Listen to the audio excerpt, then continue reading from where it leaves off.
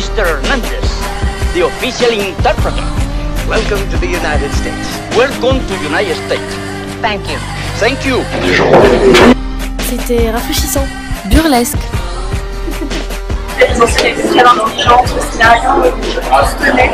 Il y avait un travail sur le collectif intellectuel, le général, l'autonomie personnelle. J'ai pas mis 4 étoiles, c'est pour émotionnel, je ne pars pas non plus complètement transportée et je préfère garder les 4 étoiles justement pour quand j'aurai vraiment un très gros coup de cœur.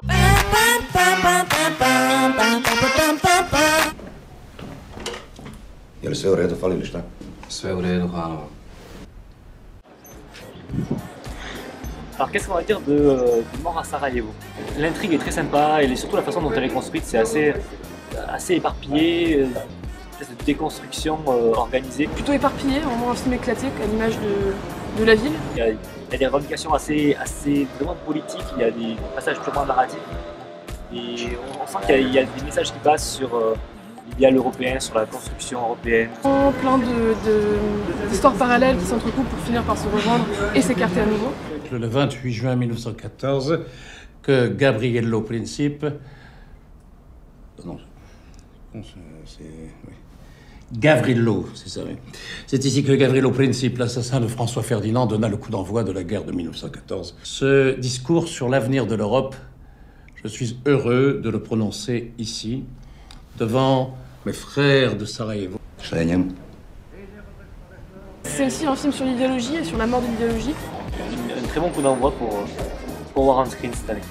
Une belle fresque sur le déchirement de Sarajevo.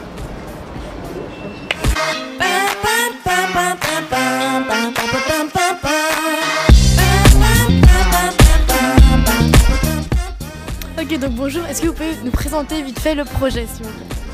Oui, donc là nous sommes sur Pixel Game, donc c'est une association que nous avons créée cet été.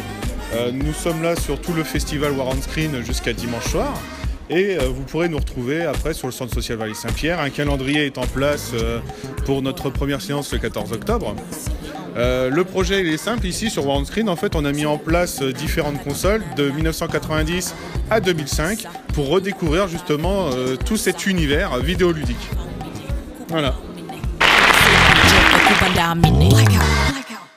C'est pas un hasard si on l'a créé ici et au moment où on l'a créé, puisque c'est parti de ce double constat qui était que c'était la seule région de France, en l'occurrence Champagne-Ardenne à l'époque, qui n'avait pas de festival de cinéma, alors qu'il y en a plusieurs centaines en France.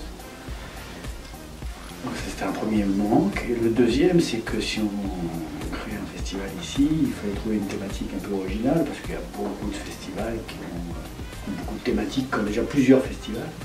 Je pense par exemple aux films fantastiques, il y a au moins une quinzaine de festivals de films fantastiques en France, voire plus.